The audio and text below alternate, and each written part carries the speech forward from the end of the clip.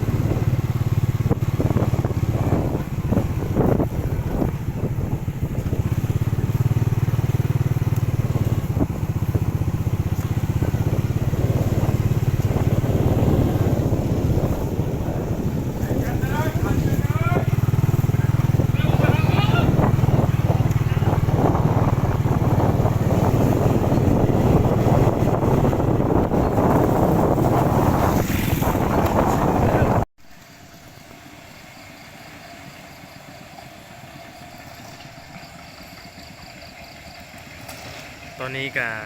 ฮอดบ้านเวียงเลยเนาะพี่น้อง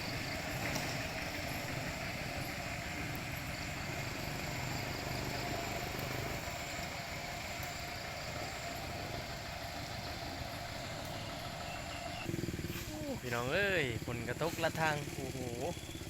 ฝนตกดีขนาดพี่น้องซึ่งบ้านเวียงนี่ซึ่งเป็นบ้านใหญ่ในอันดับหนึ่งของอยู่ในเขตชนบทของเมืองอัสสะพรเนาะพี่น้องแขวงสะวรรณเขตทางเส้นทางมาแต่เมืองก็ประมาณ10ปลายประมาณ10ปลายหรือว่า20หลักนี่แหละพี่น้องซึ่งเป็นเขตเนาะคือว่าเป็นบ้านใหญ่เลยพี่น้องบ้านเวียงไซพี่น้อง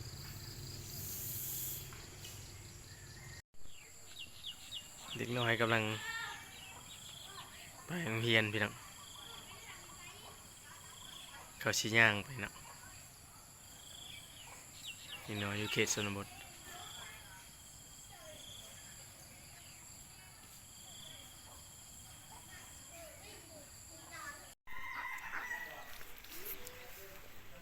พี่น้อง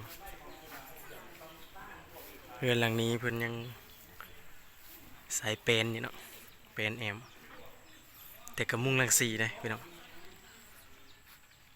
ทรงไปบูฮานเลยพี่น้องเพื่อนสีในสมัยก่อนเพื่อนสีแบบแอมเป็นเพื่อนสีแอมแบบทางสูงนะสั้นลงมาเนาะพี่น้องแต่ว่าจับมาอียุคสมัยขึ้นมาแน่กะเพื่อนสีแอมแบบนั้นพี่น้องแอมแบบหลังนี้แอมแบบมันเลียนทางข้างขึ้นเนาะครับเพื่อนสีบสั้นเพื่อนสีบสั้นคือแบบนี้ในสมัยก่อนเพื่อนสีสั้นมานี่พี่น้องสั้นไม้แปลนลงและยับมาจังหน่อยแล้วเพิ่นจีเฮ็ดแบบนี้นี่ไปว่าเลียงไม่แปลนขึ้นเป็นบ่ชันนะนอนขวางขึ้นเนาะพี่น้อง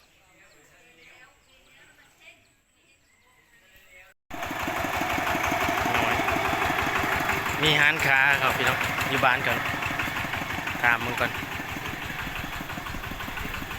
สวัสดีค่ายังนี่นะ สบายดีขายเป็นอันนี้น่ะ ข้าวหวาน มีเล็กน้อยข้าวปุ้นน้ำหวานมีข้าวผัดนั่น ข้าวผัดถ้วยตัวใดข้าวผัดน่ะ ทานนูนๆช่วยได้ไหม ใช่ยังแน่นี่นะ ไข่มันมีไข่แล้วก็มีคือ น้ำหวานไม่ยังตัวนี้ ข้าวปุ้นเบิดแล้วนะ โอ้เบิดเลยเบิดเนาะมื้อนี้เนาะ แล้วนี่เมิด ฮะเอามีหยังตัวนี้ทอด แม่แล้ว ทอดขนม ทอดขนม โอ้ ตัวเลยน้ สิเอาตัวนี้สิเอาตัวนี้ซอย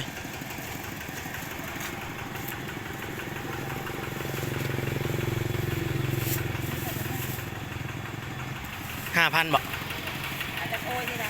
เอาถ้วยเดียวกินพอดียวโดยเอา2ถ้วยก็ได้ เอาฮอดถ้าสองถ้าตามเป็นนะเลย 2ถ้วยมีอีกหมู่ผู้หนึงเลย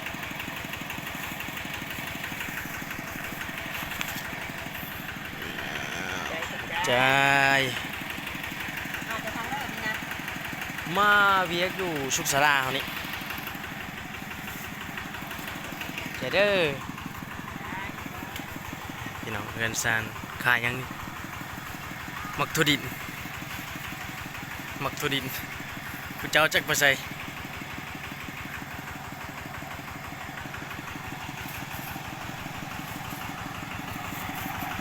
บ้านเวียง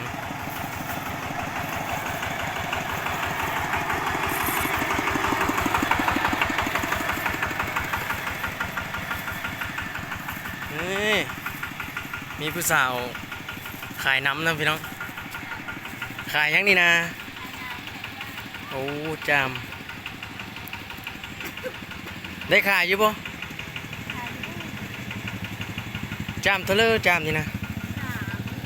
โอ้น้ำปั่นเลิกต้องเฮียนบ่ครับหากเลิกโรงเฮียน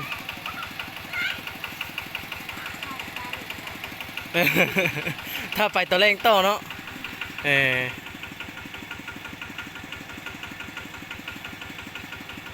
เจ้าพี่น้อง